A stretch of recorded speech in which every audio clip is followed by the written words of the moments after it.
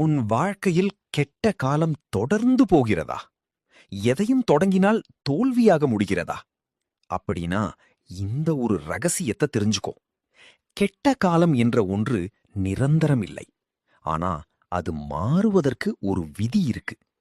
வாழ்க்கையில் கெட்ட காலம் வருவது தவறில்லை. அது மனிதனின் வளர்ச்சிக்கான ஒரு சோதனை.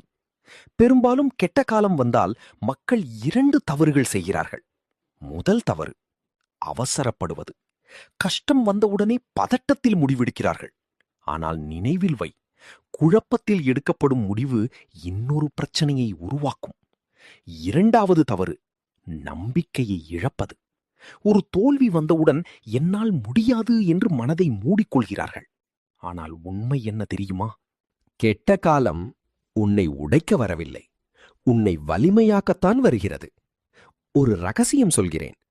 கெட்ட காலம் மாற வேண்டுமென்றால் முதலில் நீ மாற வேண்டும்.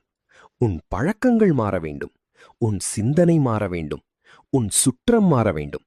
ஏனென்றால் அதே சிந்தனை, அதே செயல் இருந்தால் அதே வாழ்க்கைதான் திரும்ப வரும்.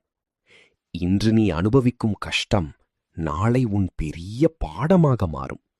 இன்று உன்னை நிராகரிக்கும் உலகம் நாளை உன் வெற்றியை பாராட்டும்.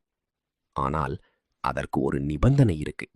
நீ பொறுமையாக இருக்க வேண்டும், தொடர்ந்து முயற்சி செய்ய வேண்டும், உன்னை நம்ப வேண்டும். நினைவில் வை, கெட்ட காலம் ஒரு நிரந்தர தண்டனை இல்லை, அது ஒரு தற்காலிக பாடம்.